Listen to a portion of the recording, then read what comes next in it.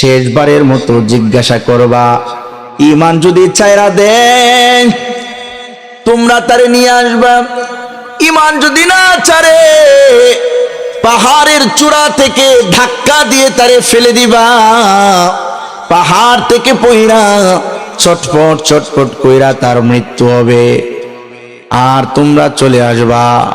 কথা মতো বাহিনী আল্লাহর গোলাম আব্দুল্লাহ রে পাহাড়ের চূড়ায় নিয়ে গেছে, শেষবারের মতো জিজ্ঞাসাও করছে।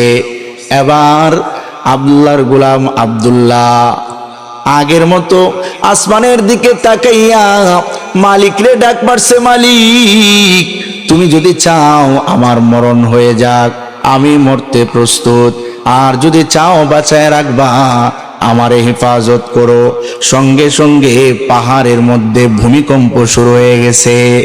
আল্লাহর কুদরত প্রকাশ পায়।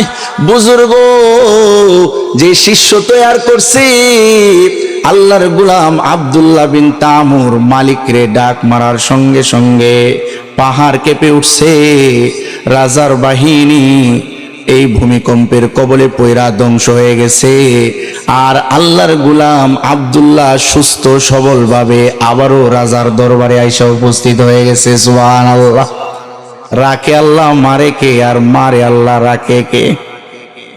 আমার ভাইরা, এবার আব্দুল্লাহ বিন তামুর বলে, রাজা তুমি তোমার কৌশল দিয়ে আমারে মারতে পারবা না, বরং আমি যে কৌশল শিখায় দেব, তুমি চাইলে আমার এই কৌশল অবলম্বন করলে তুমি আমারে মারতে পারবা। রাজা কৌতূহল নিয়ে জিজ্ঞাসা করে, কি কৌশল অবলম্বন করলে তোমারে মারতে পারবো?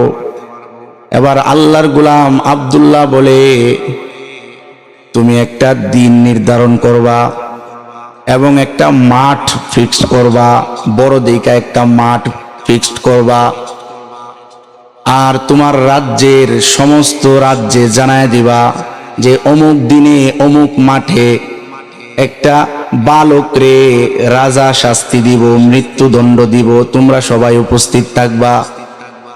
যেদিন সবাই এই বড় মাঠের মধ্যে উপস্থিত হবে, ওই দিন তুমি আমার একটা বিশাল উঁচু পিলারের সাথে বেঁধে আমার থেকে একটা তীর নিবা, তীর নিয়া আমার শিখানো মন্ত্র বইলা আমার দিকে তীর নিক্ষেপ করবা, তাহলে তুমি আমারে মারতে পারবা। কথা মতো একটা দিন নির্ধারণ করছে, মাঠও নির্ধারণ করছে, সারা রাজ্যে মানুষকে জানায় দিছে ওই দিন এক বালককে রাজা মৃত্যুদণ্ড দিবে। সারা রাজ্যের মানুষ সেখানে উপস্থিত হয়েছে। এবার বালকের কাছ থেকে রাজা তীর গ্রহণ করছে। তীর মারার আগে বালক শিখায় দেয়, তুমি এই মন্ত্রটা পড়বা, বিসমিল্লাহি রব্বিল গুলাম, যার অর্থ হইল আমি ওই বালকের রব আল্লাহর নামে তীর নিক্ষেপ করতেছি। সুবহানাল্লাহ। আমার ভাই, বালকরে পিলারের সাথে ঝুলাইয়া রাজা বিসমিল্লাহি রব্বিল গুলাম বইলা তীর নিক্ষেপ করার সঙ্গে সঙ্গে আল্লাহর গোলাম আব্দুল্লাহ বিন তামুর শাহাদাত বরণ করছে। এত নির্মম মৃত্যু, নির্মম শাহাদাত বরণ করা দেইকা উপস্থিত মানুষেরা সবাই চিৎকার কইরা বলতে শুরু করছে, যে বালকটারে যেই অপরাধের কারণে শহীদ করা হয়েছে, আমরা সবাই ওই বালকের প্রতিপালক আল্লাহর উপর ঈমান এনেছি। সুবহানাল্লাহ। রাজা যেই বয়ে একজন রে মারতে চাইছিল, রাজা তো চিন্তা ভাবনা করছিল যে একজন রে আমি যখন সকলের সামনে মৃত্যুদণ্ড দিব ঈমান আনার কারণে, তখন তারা সবাই ভয় পেয়ে যাবে যে সামনে আর কেউ ঈমান আনতে পারবে না, ঈমান আনলে মৃত্যুদণ্ড হয়। এই ভয় দেখানোর জন্য সবার সামনে তীর মাইরা মারছে, কিন্তু ঘটনা তো উল্টা গেছে। সবাই একসাথে ঈমান নিয়ে আসছে। রাজা রাগে অগ্নিশর্মা।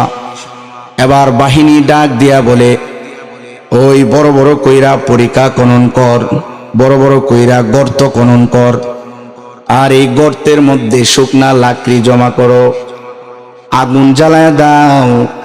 কথা মতো গর্ত খনন করা হইল, গর্তের মধ্যে শুকনা লাকড়ি জমা কইরা বিশাল আকারের আগুন জ্বালানো হয়েছে। এই আগুন জ্বলতেছে, দাও দাও করে আগুন জ্বলতেছে। এবার রাজার বাহিনী, তাওহীদ প্রেমী, একত্ববাদে বিশ্বাসকারী মুমিনদেরকে ধৈরা ধৈরা ওই প্রজ্বলিত আগুনের মধ্যে নিক্ষেপ করতেছে। এক পর্যায়ে একটা মা, যার কোলে একটা সন্তান ছিল, এখনো কথাবার্তা বলতে পারে না, যা